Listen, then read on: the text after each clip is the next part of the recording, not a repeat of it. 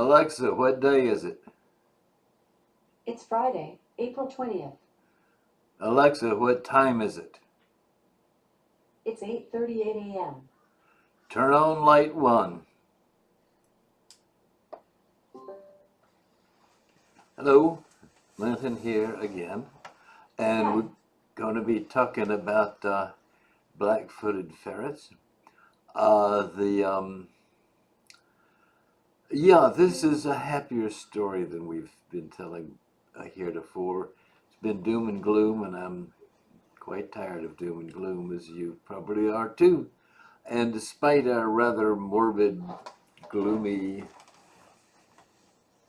sepulchral, we say, um, introduction, this story actually has a happy note that what was attempted was accomplished largely by accident. Okay, no, it's not the 12th of April. Okay, don't let the title make you think this is bad. We are not in dire peril from black-footed ferrets. We may be able to learn from them someday. There's a time when black-footed ferrets were extinct in the wild. Well, they still had some in captivity. Measures had been taken that would have meant that the wild weasels would have survived, but there were none left in the wild to protect. So over 4 years, from 1981 through 1984, ferrets that had been bred in captivity were released a few dozen a year. And at first it didn't seem to be going well at all. The animals known to be living in the wild did not increase in number, so the program was stopped. By 1997, they gave up even counting the few stragglers. So it looked like, all right, we tried it, didn't work. And here's what they had going. This end is 1991, and you can see the black lines there. Those are the 4 years during which they released ferrets. And as you see, the ferrets have a unhappy way of dwindling. So they figured by 1997,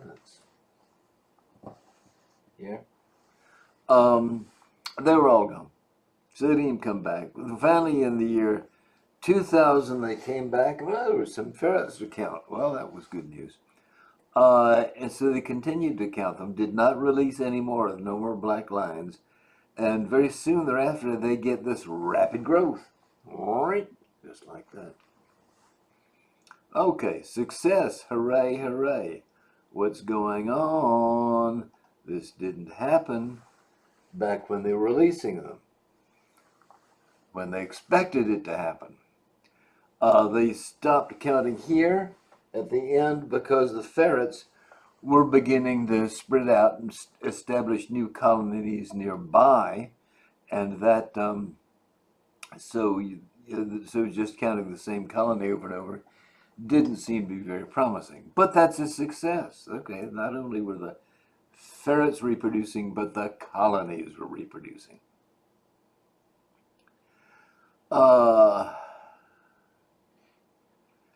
Let's see. Okay, so after 6 years, they did have some population and then rapid growth. I wasn't there. They didn't mention it. I would assume that great care was taken to assure a lot of genetic diversity among the released animals, because we all know that's a good thing. You sure you can understand my sarcasm, and I hope you can forgive it.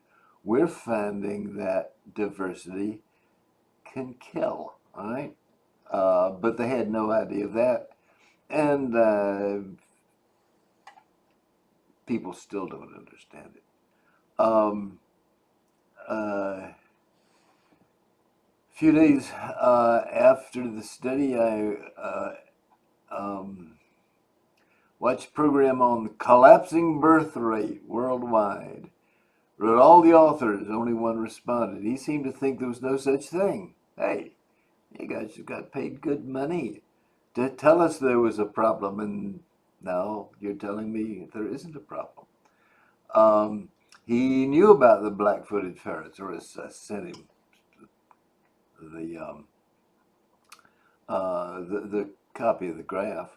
Pointed out that there was explosive growth not seen for some 3 to 6 years after the last release. All he could see was exponential growth. You know, even with the thing in hand, he could not see that there was, you know, let me get back to it.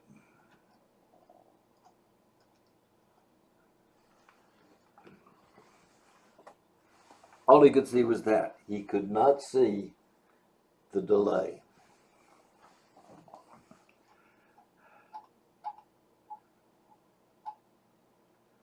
He finally gave up on me and stopped communicating, stopped trying to shout the evidence out of existence. Okay, exponential growth. Let's look a little closer. There's a red line that is a fair exponential growth curve and was fitted by a computer to give the best match. If growth were truly exponentially, the line would fit the tops of the gray bars perfectly, give or take noise. But in fact, at the far left,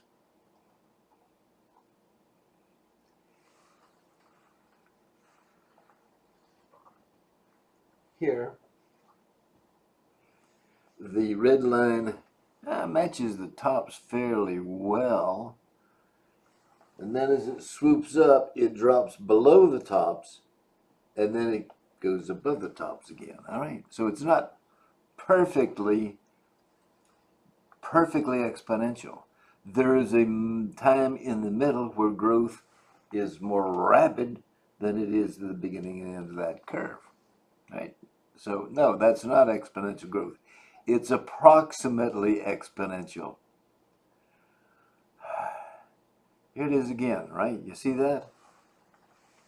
Gray bars are lower. Here, gray bars are higher. Here, gray bars drop back, or the one we got left drops back lower. All right?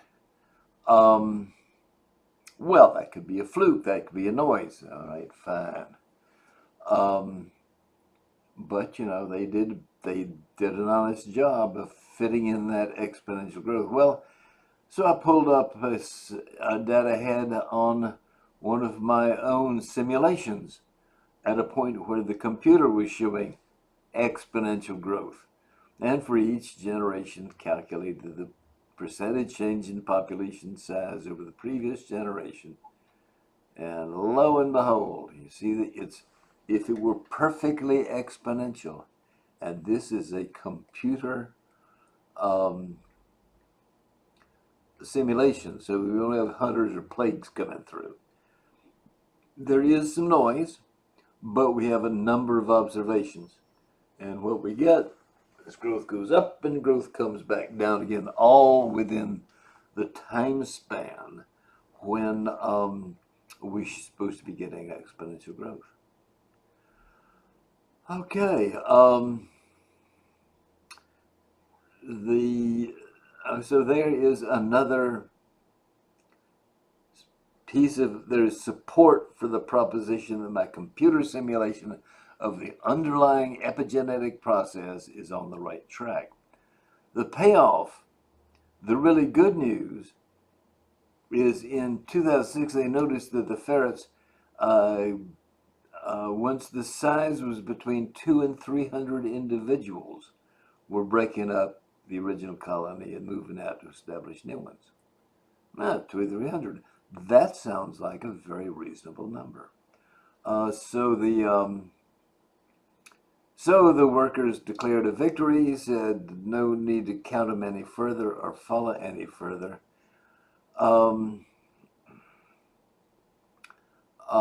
And, you know, they published and went off and did other things, I'm sure.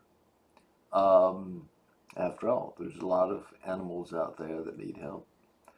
So it was going on for 4 years with the best of intentions. They kept throwing in new ferrets that were insufficiently related to each other and to the previous year's crop.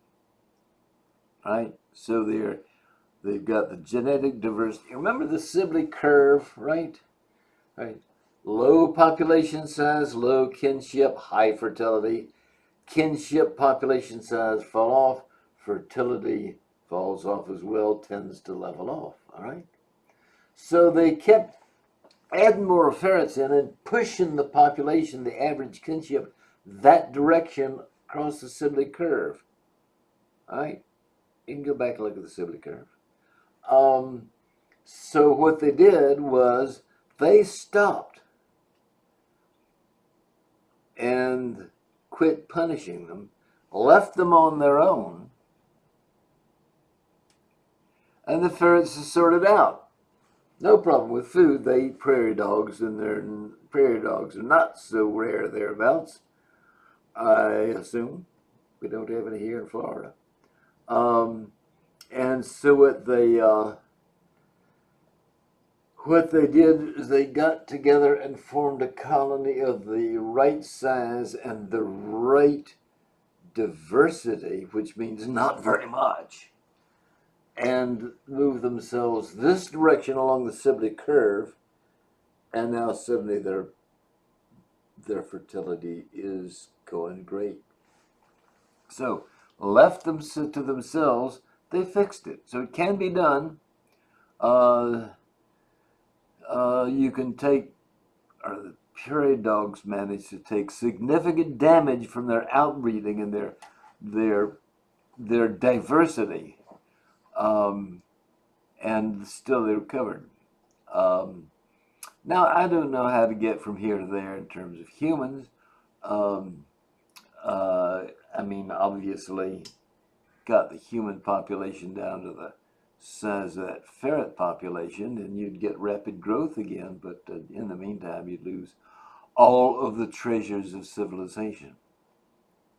Good news. The ferrets flourished. The relocation process was a success. Bad news. I don't think they really learned, because they certainly didn't mention, that there's a downside to too much diversity, even when you're not, talking hybridization or something.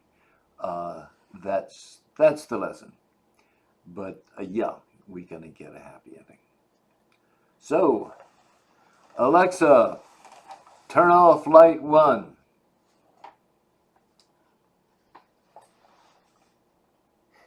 Alexa, turn off light 1.